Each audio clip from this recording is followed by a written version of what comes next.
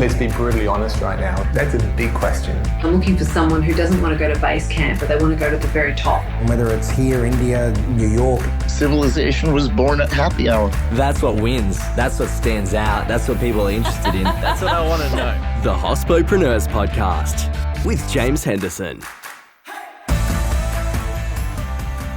Hello and welcome back to the Hospopreneurs podcast. After working at Ottolenghi in London, Ben co-founded the Tommy Collins Group in 2007 with the intention of providing end-to-end catering. Now, over 16 years later, he leads the group as managing director and has contributed to countless Victorian venues, from iconic Melbourne pubs and cafes to major events. One thing that's clear is Ben's passion for hospitality. I could tell, and we do talk about this, that he has really been in the trenches, 6 deep, the printer breaks and you're out of vodka, those sorts of scenarios. With this in mind, he tries to bridge that gap between quality and commerce with innovative food experiences. I really enjoyed the interview with Ben, and I hope that you do too. Hello and welcome to the show, Ben. Thank you for having me. It's a pleasure to have you on. I'm excited to open up more about your background. I know you've worked overseas, you worked here, you've now got a whole range of venues, you're going through a rebrand at the moment. I'm really excited to open up the interview on your career today. So thank you very much for joining me. No, my pleasure. Thank you. Ben, as you know, the first question that I like to ask on the program is a crazy hospitality story or exceptional hospitality experience. I'd love to know what you've brought to the program today. It's a really good way to start. And I've been thinking about this over the weekend. I think for me, hospitality is really a series of so many moments where we refer to them as sliding door moment. Do I go this way or do I go that way? For me, there was a real point. Found myself in Edinburgh in late 2005, early 2006. I was managing a club called Opal Lounge, 700 people, members club, sunken lounge, dance floor. It was great, but it was quite intense. And we had a really wealthy demographic that were also really wasteful. And some young Norwegian kids would come in and they'd buy 2 bottles of champagne. They'd have the bartenders pour one down the sink and serve one. And for them, it was about stature. Yeah. Right. And it just broke my heart. It made me so annoyed that they'd be so wasteful with beautiful champagne. Hundreds of pounds down the sink just so buy 2, serve 1. One night, just at the end of my tether of that, went out the back for a quick smoke and my housemate was out there doing the same. And I flippantly said to him, fuck this, let's move to London. He said, sure, let's do it. So a couple of weeks later, we packed up and moved down pretty spontaneously. And I thought it was a bit odd for him to be so eager to move because he was quite settled in and had been there a lot longer than I was. But we moved down and we got jobs. I started working at this members club called Home House, which was a really beautiful terrace, opulent. I thought this is going to be great. We're going to raise the bar on hospitality. And all they wanted to do when I first got there was talk about Madonna's a guest and Guy Ritchie's a guest. And I was so disillusioned again by this focus on wealth and stature that I lasted 1 shift. Went for a walk down Islington and stumbled across Ottolenghi, which blew me away, just the quality and the presentation. And again, late 2005, early 2006, Ottolenghi wasn't superstar he is now. I'd never seen the big salads, the presentations outside the markets of Marrakesh. It just wasn't presented like that. Yeah. The oversized meringues in the window. And so I went straight in. I said, please, I'll do anything. I'll be a dishy. I'll be a waiter. The GM had just started maybe a month or 2 beforehand. She saw something on my CV she liked and gave me a job as her assistant manager. And it was a really defining point for me where I was quite flat. I think most people in hospitality, either in or have been in, will remember that point where they get flat and they just think, is this for me? Is this my life? Well, that's where I was. Walking into Ottolenghi, it just changed that. It just re-sparked that fire to say, no, there is a higher standard here. It's an origin story. Yeah, absolutely. Thank you for sharing that as well. And just before we started the interview, you mentioned that was at the time when the first book was going to be published there as well. So it was probably a key moment for him too. I think so, yeah, it would have been. Yeah, but an exciting time to be around that too. Are there any things that you've taken from that experience that you apply today? Everything. Yotam was not in the store. You know, he had half a dozen stores of that store, maybe 3 or 4, but he would come in and he would taste daily, every second daily. He would give the staff around him something to taste. Green bean, is this too salty? Does it need a nut? And he'd listen to their opinion and then he'd go and work with the kitchen and say, oh, Ben thinks it needs more seasoning. I didn't say that. You don't want to piss off the chef. You don't want to piss off a chef. I've learned that. The way he approached food, the way he approached his staff, he was such an open book. He was so just wanting the right everything, the right food. We got to a point where the shop was getting too busy and he was worried that the standards were going to drop. So we went through so many different feasibility studies. How can we control the environment better? And, in London, the weather's horrible, so everybody rushes to get inside. And right at the front of the store was all the presentation. And it really got to the point where we had to raise these prices just to kind of slow down the foot traffic, which did work and obviously good for him and his business, but raising those prices just to eliminate so many people wanting to buy the food because he wasn't willing to sacrifice the quality by trying to find a more efficient way of getting out, which is a common conversation at the moment. Everything's rising. How can we be more efficient? How can we cut costs? How can we do things smarter? His approach to hospitality was, how do I retain my quality? How do I retain what it is I'm proud to serve? And so all these years later, whether it's 15, 16 years later, the amount of times a week I will say, how do we retain our pride? How do we retain what we're here to do? Really comes from that 1 or so year I spent in London with them. And how do you do that? How does a business retain that quality? It's a good question. There's a certain level of stubbornness that you need to retain the quality because you will have outside influence say, try this, try this, try this. I love the idea of just try it. Let's just try it. I love the idea of innovation and development. So it is a really tough point to say, well, let's innovate, but also let's not lose the quality. Let's not lose the focus. I was lucky enough to dine at EMP a few years ago in New York, and their tagline was make it nice. At the time, it was the best restaurant in the world, and their tagline was make it nice. And I was just blown away at the simplicity of it. Yeah, of course, just make it nice. So when you can simplify it and just take out all the fluff and take out all the white noise, I think it helps to stay focused on what we're here to achieve. Finding that balance, of course, can be a lot harder, but you surround yourself with the people who are like-minded and want the same thing, and the conversations tend to stay on track to retain the quality over, say, sacrificing for efficiency or for the wrong reason. So I'm going to ask you the second question that I normally ask on the program, which is why you do what you do. It generally takes a more abstract perspective, but what I'm trying to do is understand what really drives you. What is it that really inspires you to do the things that you do? I was born into a hospitality family, third generation Lebanese immigrant. We were hustlers. We fell into the F&B. We're feeders, we're hospitable. You walk into the home of most immigrants, it's coffee, it's a drink, it's eat, always they're trying to feed you. I think it's in my blood. I've tried to get out before. I've tried to, I left school and I went and studied construction management for a couple of years, and first class, the lecturer drew a piece of wood on a whiteboard and said, this is a stud. And then he drew another piece of timber on the whiteboard and said, this is a beam. And I thought, oh, this is not me. So I left and got back to hospitality, where you get to look at a guest in the eye and work hard to make that person's day better. And it's the same story whether you're in the kitchen creating a dish of food. It could be a serve of toast, but you get to think about what temperature is this butter? Are they going to be able to spread it properly, or is it going to tear up the toast? How far do I want to cook the toast? Or if you're on the coffee machine, what temperature is it going to be? If they want it volcanic, who am I to say that's not how you drink coffee? Of course. Is that hot enough? Trying to try and make it hotter for you. Onto the floor, whether it's, a drop spoon that you pick up and replace before they have to ask, or a second napkin. All those little bits when, I guess, fundamentally I'm a pleaser. So when you get to give a guest or a customer or a regular or whatever you're going to refer to them as, that little extra bit of something that they might not expect, it gives you a feeling, a rush of, maybe it's adrenaline, I'm not sure, that keeps us coming back for more. And then to balance that with the need to problem solve. Hospitality is constant problem solving. There's always something going on. When it goes on, it's always at the worst time. But that's exciting. It's fun, and trying to preempt those issues and trying to develop the people around so that they can address those problems. There's a real reward to that I think keeps me locked in and keeps me coming back for more. It's really nice to hear someone who's had so much experience in on-premise hospitality, to hear some of these things that, when I'm out there and I see these things. Well, you're smiling, so I can see you understand what I'm talking about. I definitely understand and recognize a lot of those things. And it's those little things that people who haven't worked in hospitality for a long time, they don't recognize. And people who do. And those little things, but people feel them when I guess they feel seen or looked after, or it's really hard to define. And unless you've done it, it's a feeling that you have when you give that to a guest.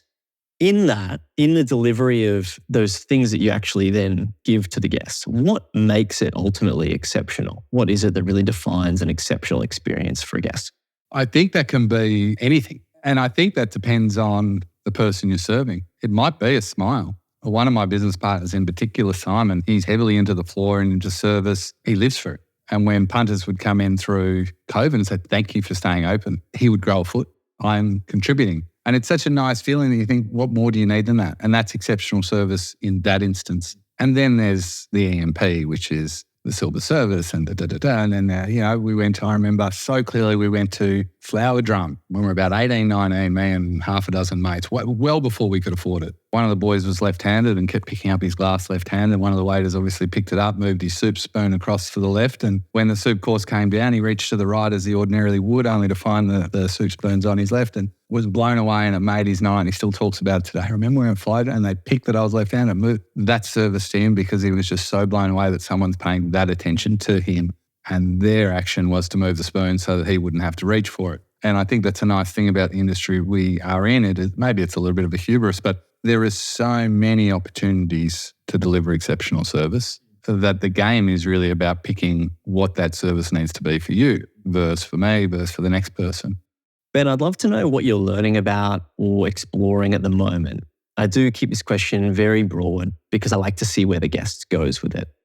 Look, it's really contradictory to my answer before about remaining a purist and keeping the vision on serving the best of everything. And that is the efficiencies of business. And it is an excruciating period because I know where I want to be. I know what we want to be serving. I know what we want to be known for, inverted commas. I know what makes us proud as a group of individuals. But the reality is we do need to look at hospitality with new goggles on, because the hospitality I grew up with, we worked on margins 30-30-10. Food, labour, operating costs, 30% left over as your net profit, happy days. Well, in our business, those are gone.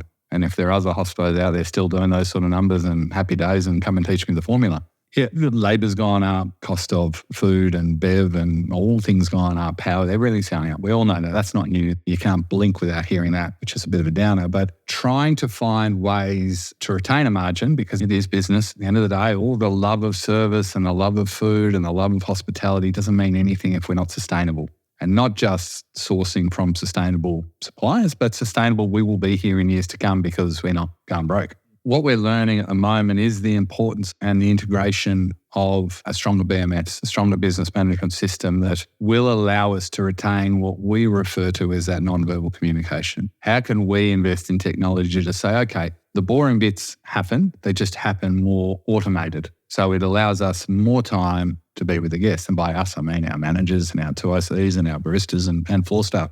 So what we're spending a lot of time at the moment is really honing in on that BMS that says, okay, what's the total integration? How do we create that solution where the HRIS speaks to our sales system, speaks to our accounting system, speaks to our time management?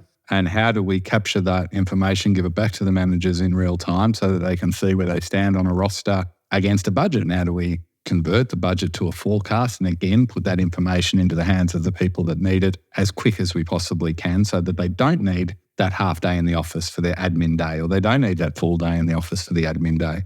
We've spent about 18 months on this and we've made some really key decisions to allow that to come together. And what we found was one of the key things we found, because for a long time we were hesitant to go down this path because every technology solution was another percentage of our revenue, whether it was Mr. Yum, 2-3%, whether it's Uber, 28-30%, if it's a POS system wanting another 3%. Everybody wanted a clip, everybody. And we weren't saving that percentage in labour. We weren't saving that percentage in food. We weren't saving that percentage. So it was just adding on. But what we found over the last 18 months, there's a lot of very, very good, very, very clever systems which are not costing the earth anymore. So what we've found is it's become a lot more accessible to choose our BMS without it being at the expense of those percentage margins. Who are you finding really good to integrate with now? The process we took was to break down as many systems in each category as we could. So we looked at our accounting software and said, is it Xero or is it MyOb or is it something we haven't heard of yet? We looked at our point of sale and said, is it Redcat or is it BPOS or is it Automate? And because we were multiple venues, not all on the same systems, we also looked at what was the price of converting all to the one. We ended up utilising our accounting software as Xero being the core, and that became our centre. And everything we bolted onto that, point of sale, HRIS, dashboards, which is a fantastic new innovation out of New Zealand, call, Hospo IQ, each integrate into the other. and feed into that dashboard so that we can present to the managers. We've found it to be an ongoing process. We are still implementing, but so far we've had great results. I'd love to know where you're innovating as a group. Obviously, there are many things that we can do kind of on a venue level. What are you doing collectively that then is doing something a little bit different? We found a couple of years ago, probably, or maybe a few years ago, going into COVID, we were 8 or 9 independent businesses all working together. I had business partners on the pub side of us called Bon Vivant, had business partners on the Tommy Collins side, and then had some partners within each entity. There was a lot of voices. And one of the conversations we've had over the last couple of years is everybody still on board? Is this what we all still want? And the answer was no for a lot of people. The spark had gone out, open, close. It just got too much for a few people. And I said, I don't want to be here anymore. No problem, let's make a change. And so over that last 18 months and 24 months, we really consolidated our group into Headco, which is Tommy Collins Group, with common ownership across the group. So we dissolved that entity and we put the new brand, the old brand, the original, the OG, up at the head of the table and restructured with our accountants over at Stannard's a consolidated tax group, which meant we could just leverage off losses of other entities a little bit better and a little bit cleaner and reduce our admin and reduce our compliance a little bit without having so many independent entities, partnerships. So we've really, as I say, cleaned up that back end, and rather than running as 8 or 9 independent businesses, I think today we're 5 under the one umbrella. I'd like to just kind of open that up for listeners a little bit more who don't know the background. How did you come to be the group that you were prior to that consolidation? It's been a fun journey, mate. You say, why am I in hospitality? It grows on you and it does latch on. I came back from London at a time where, I was 27 years old. It really felt like I was needing to make a decision. Do I set up life in London? Ottolenghi was opening a new restaurant with Scully called Nopi, and there was sponsorship on the table, and that was exciting. But, I came home for my grandmother's funeral, actually, and saw all my mates, and I got that sense of I need to be home. It's time. So I came home and really I landed on the Thursday, and Friday I was looking for someone to hang out with. I remembered a couple of friends' phone numbers, and the first guy didn't answer, the second guy did. That was Tommy. Tommy was at work. Tommy had just committed to throwing a party for one of his regular cafe customers' children and said, listen, I've just told her we'll throw the birthday in a couple of weeks, but it's 250 people and it's another 50 adults, and do you want to do it together? Yeah, that sounds like fun. So we threw that party and it was a great success. We flew some bartenders down from Sydney that we knew to flare and blow fire and light up the bar, and we had all these hay bales everywhere. It was a Daisy Duke theme. It was a fantastic party. And the guests there, they loved it. So the next day I've told this story a few times. I'm sorry if I've told you before, but we were cleaning up the house because it was just me and him, which we didn't think to book cleaners. We just wake up the next day and think we were going to clean the house. And the friend of that client called and said, hey, I want just the same in a couple of weeks for my boy, but let's do it bigger and better. And we started getting some momentum. Same thing happened a couple of weeks later. We threw this great party. We had John Course on the decks, our light up dance floor and bartenders and heaps of food. I want the same for my daughter, but got to be bigger and better. And it was just so much fun what we were doing at the time. And being hospitality, we didn't have HR to go and wrangle up extra casual staff. So just ring our mates, hey, do you want to come and work at the bar on Saturday night? We're at this home or we're at that home. And the guys working for us were equally having fun because we could pay them well, and we sort of looked up the website, what is minimum wage, and add $5 an hour, and that should make us safe. So everybody was earning a couple of extra bucks on us. We're all mates, so we're all having fun with it. And it just sort of organically grew to a point where we needed a kitchen. And at that stage, we weren't doing our own food. We were outsourcing to a caterer, but that caterer cracked the shits and said, well, they should be the event manager as well. So my brother's a chef, good chef. He was back in Melbourne, and I said, well, can you cook for us? So most of the time he was cooking for us, and we needed a kitchen because we were cooking out of the local butcher, Felice down in Elwood, if anyone needs a hookup. A little plug for Felice. A little plug for Felice. It all started with Felice. We needed a kitchen, and this site in Brighton came up that I had my eye on for years, and Tommy drove past and said, that little milk bar you're always banging on about, they're nailing a Felice sign up. I said, we'll go in and tell them we'll take it. So he did. He jumped out of the car and said to the tradie, and just so happened the tradie banging up the Felice sign was the brother of the landlord. So he gave us the number. I rang the guy, Nick, and said, yeah, we'll take it. So I haven't told you how much I want for it yet. So it doesn't matter. We'll take it. So we don't know how to negotiate a lease, don't know. And he was a really good guy. And I thanked him years later at a polo event. He could have said anything. We had no idea. I said, yeah, but we didn't have a business plan. We didn't set out to achieve something. We were just having fun. And this site had to be ours. We needed this site. But he looked after us. He didn't take the piss. He said, well, this is how much I want. I think it was $1,000 a week. I said, done, we'll take it. And we built a little cafe, borrowed some money off mum. And that was the start of really legitimising the fact that we've got a business. And this is working. We opened the door and our first couple of customers they become lifelong friends. We still see them. They were there 2-3 times a day. They told their friends. The schools were there every day. All the parents from the school would come down. And it just became this incredible community hub. And the staff we'd meet and the customers we'd meet, they're all still in our lives now. Some of the business partners I mentioned before all started there. And that was Little Ox. So from there, we just really kept saying yes, occasionally no to different opportunities, but we'd keep our eyes up and people were liking what we were doing. So they would say, well, do you want to do one here? Do you want to do one there? What did you do along the way to carry those customers over to the work you were doing? At this time, what year are we talking here? This was 2008. We signed that lease. Right. So they're sort of early Facebook days, right? Yeah. There weren't really the groups, the pages, maybe an email database. How were you actually managing? Not just good old-fashioned hospitality. Yeah. We had a coffee machine. Tommy, who I mentioned, Captain Affable, just a lovely bloke. The other business partner, Lukey, could chew the leg off a chair. And, a lot of people in the immediate area wanted somewhere to be and wanted somebody to look them in the eye and make their coffee and strike up a relationship. And we just became part of the community. I don't know another way to put it. We just fit. Those customers ended up booking us for their catering and events. Once at their house, they say, we'll come and do our work thing. Once we're at their work, we meet the business partner who takes it, they'll come and do my birthday. Once in the birthday, come to our cafe. So we just created this little ecosystem around the area and it became a really strong bond with a lot of people who supported us for a long, long time. And still now. In Hampton Street, it's a lot of the same faces. The kids are grown up. It's been 15 years now. Starting to employ some of those kids who we watched in strollers. So it's a really incredible period. Thanks for entertaining me with the tangent. I appreciate that. I'd love to hear more about how things evolved from Little Ox. So from Little Ox, same sort of process into Hawk and Hunter. Tommy drove past the shop and said, we've got to do a cafe here. I said, sure, we'll do a cafe. So we did. One of the guys worked for us, said, there's a great opportunity out in Notting Hill. We went and had a look and thought, well, that's cool. It's out in the burbs. There's nothing here. There's no quality. There's Bain Marie's and truck stops, but nothing. So yeah, we'll do that. And we did that and that went really well. And at the same time, we tried to do a big gig where Greenfields is now in Albert Park. And I had a mate wanted to move from Sydney or Perth, I think, to be part of that project. Another one from Dubai wanted to come. So those guys migrated to Melbourne and that project fell through at the 11th hour. So they were sort of sitting there, these two guys, Nick and Rom, and said, well, we're still here. We're still ready to go. Why don't we buy a pub? I said, sure, we'll buy a pub. So I started Bon Vivant with those two and Tommy Collins stayed with the cafes. So Tommy Collins, Hawk and Hunter, Little Ox, Little Collins, and then started Bon Vivant with the other two, which was later became Montague, Cricketers, Firehouse, Villager and Post Office Club Hotel, which under that partnership was High Road Cantina, which is a South American joint in St Kilda. But really that was the beginning of the end of that relationship as we sort of differed in what we wanted from hospitality.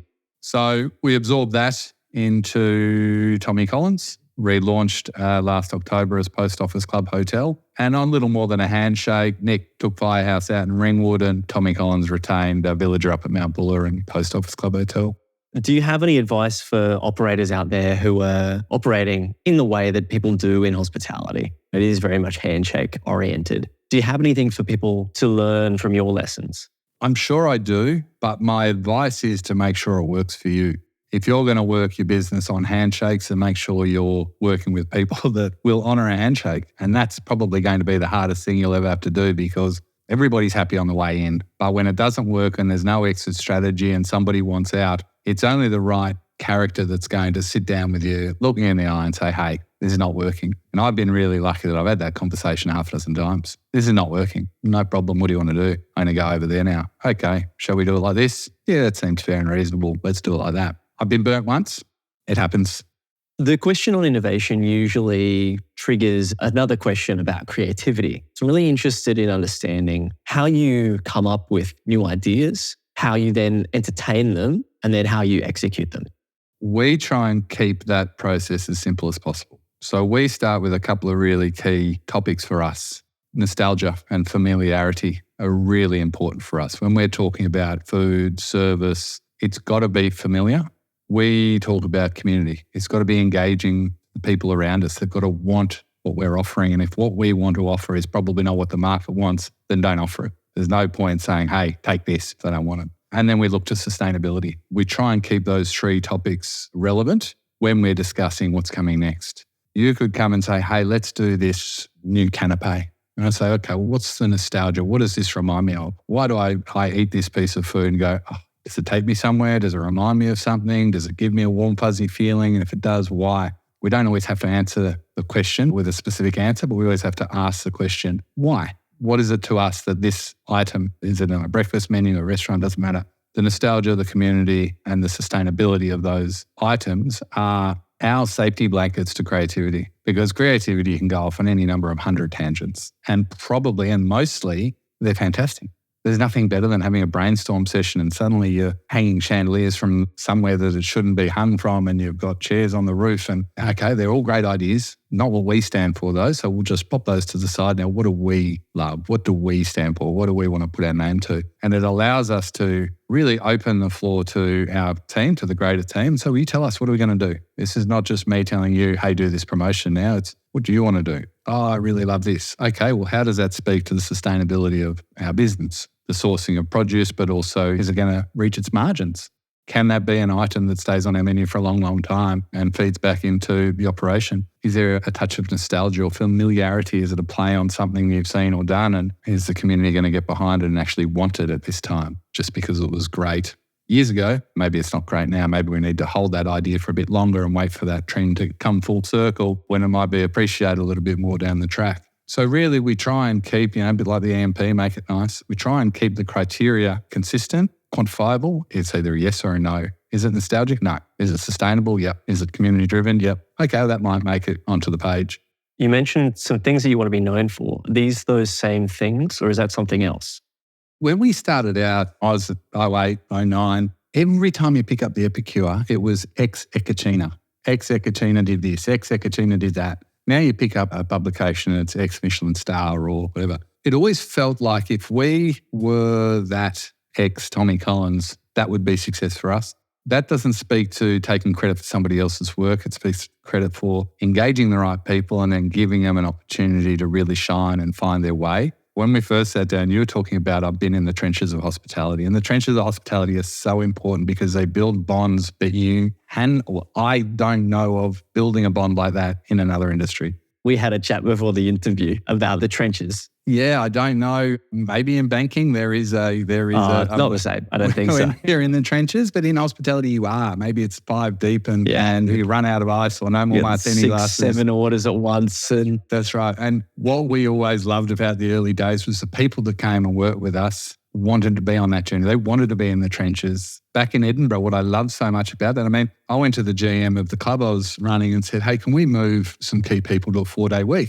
He said, why do you want to do that? Why I wanted to do it so we could party for 3 days. But what I said to him was, well, we can control the busiest days of Wednesday to Saturday so we can have our All-Stars on open till close for 4 days. We work our 15, 16 hours and then we got time to rest. It's that time in the trenches that you build the bond, and the bond wants those people around you to succeed. So opening the Little Ox and into Hawk and Hunter, we really wanted to, when you say what I want to be known for, build those relationships where guys and girls people go on to create their own thing. And maybe at some point they go, well, like I do with Ottolenghi, my journey started there. That would be success for us.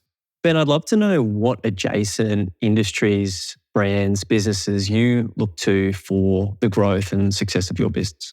We look at the extension of hospitality, anything with a tie back. So right now we're sitting at ECLA, Private Members Club in Hawthorn, and it has taken that curated office space environment, merged it with a private members club and said, hey, we're going to hang our hat on the hospitality, the customization of your day. You want to sit in a bar and work from a bar? You got it. You want 9 screens configured so you can present to your nearest and dearest? There it is. You want to book a podcast studio? What they've done is really taken all the components outside of accommodation of hospitality and brought it together. Now, I look at this very much as a new concept. It's not a WeWork. It's not a hot desk. It's not just syndicated leasing. It's all these components. When we look at other industries, we do bring it back to hospitality. What is the morning, noon and night? For us, that leads to hotels. That's like the pinnacle of hospitality for us because you engage somebody for 24 hours at least. and you give them everything, or you have to create a solution for everything they may need in that period.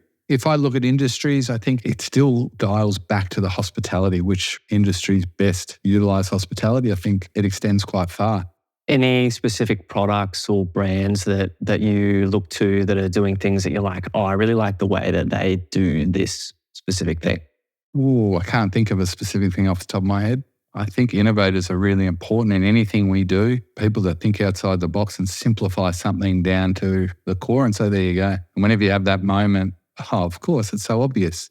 Ben, what's your number one industry resource? And has that changed over time? What have you looked to learn about the industry other than learning by doing? And a lot of people do. And hospitality is very much an industry where you do learn by actually doing it. What resources out there have you learned from? Even people. This can kind of blur into a bit of an answer on mentorship. However you'd like to take the answer. Are there websites, books? What sort of things have you looked to learn? I think it's a combination of what you say there. I mean, the people are so important. Mentors, leaders of all industries. You don't have to look too far for podcasts of the nature where you pick something up. Your podcast, the gentleman from Avolo, just listening to that. I know it's not a separate industry, but it has an influence. It might be one word, it might be one line. The lady you interviewed from Urban List talked about possibilities rather than opportunities. Now, I listened to the podcast and it was a great interview, but that little snapshot right there was like, yep, I'm going to borrow that and I'm just going to stew on that and think about that. So I think in answer to your question, being open-minded to individuals, to mentors, and not mentor in a traditional sense, I'll come to you, we'll sit down, we'll talk about my problems and you'll guide me. But mentors in people that can offer advice or a different perspective from my own, I think it might even come out of a book, not just a podcast. I recently got given The Prince, Niccolo Machiavelli. And again, 500-600 years old, principles are still there for control and manipulation, rightly or wrongly. I think the open-mindedness to mentoring and to people and perspectives is probably the single most important thing. Thank you very much. And I'm glad to hear you listen to a couple of episodes too as well, Ben. Thank you for sharing that. This is a very short question, but it's actually a larger one that I might need to elaborate on. The question is, what's your biggest challenge right now? What are you dealing with currently that is an obstacle that you're trying to overcome? Look, the single biggest hurdle is lack of profitability in hospitality. Plain and simple. We've touched on it on a couple of different questions, maintaining the pride and the passion of what we want to do, but understanding we do need to find efficiencies and we need to find new ways. Recreating something like service is near on impossible. It's all been done. And acknowledging that it's all been done, but now we have to do it anyway, is a real hurdle because we engage professionals and we've recruited really well this last 6 months. Not to say we haven't previously, but we all know the pains and the hurdles of the staff shortage for that 2-3 years there. Being able to now recruit some really strong candidates who have had time to sit back and think, what do I want and where do I want to be? And we've met them just at the right time that, yes, I do want to be with an emerging business rather than established, which is something we position to them, has allowed us to get a new insight and a new perspective on what their new hospitality is. And for us, what it looks like is hospitality coming full circle. You go back 20 years and 3 services out of a venue was pretty normal. Then we all decided, well, no, you can't be everything to everybody. So you got to specialise. Let's just do 2. We do lunch and dinner or we do breakfast and lunch. And then we said, well, hang on, how can you do breakfast and lunch? It's got to be breakfast. You got to specialise in breakfast, all day breakfast. Then we said, no, you can't do all breakfast. You've got to specialise in something. So it's croissants and sake, or it's craft beer and donuts, or whatever it was. It was so specific that Sebi scrolls, just the perfect scroll, full respect.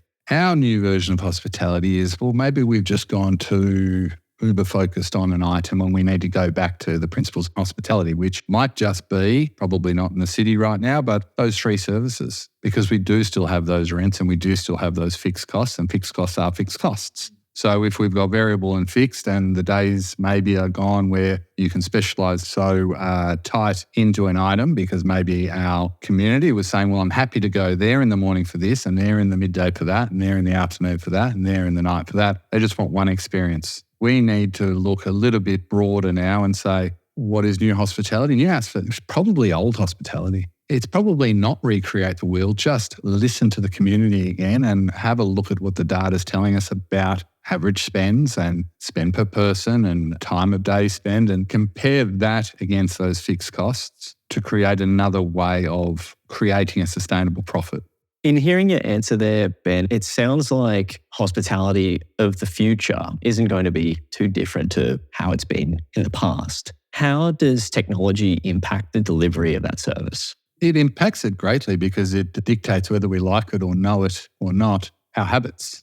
The rise of Uber, Inc. probably had a huge impact on the rise of small wine bars. Maybe there was a significant barrier to entry for a long time there. That barrier dropped because now we can borrow 50 grand off mum and dad and I've got a little wine bar. And my guests have an alternative to get home than either drink, drive or walk. So I think technology in every sense is, it sounds horrible, but controlling our habits. And if we are eyes open and ears open, I think we can really utilise that to our benefit. I think we do need to be aware of it and we have to probably not fight it too hard, but also not, as I said before, try and recreate the wheel. Just acknowledge that, yes, the new hospitality is going to be the old hospitality. It's just which version of it is for us right now. Interesting hearing your comment there about wine bars, the growth in wine bars. I'll have to sit with that and reflect on it myself. So I wonder whether that is the case or what's really driven that sort of a trend. There's a quote, I don't know who gave it, but it's about humans creating technology and then that technology then creates us. And that sort of resonates in your comment there. So thank you for sharing that. I just have one last question for you today, and that's who would you like to hear on the show? We're sitting here at ECLA, founded by Nick Maxwell, Collingwood Premiership captain. I would love to hear from him. I think he's got a great journey, having success at the highest level of AFL, which really runs this city, the second to hospitality, maybe first. And he's gone out on a limb to drive hospitality into a place where it's been dabbled, but I don't know that it's been accepted at the level he's trying to do it. I think his ability to accept and manage risk is a really interesting story. And I think his passion to create something, call it a legacy, is worth hearing from. Thank you very much. I really appreciate you joining me on the program, Ben. It's been a pleasure hearing from you. Thank you. Thank you, mate. This program was produced by H Media. We'll see you soon.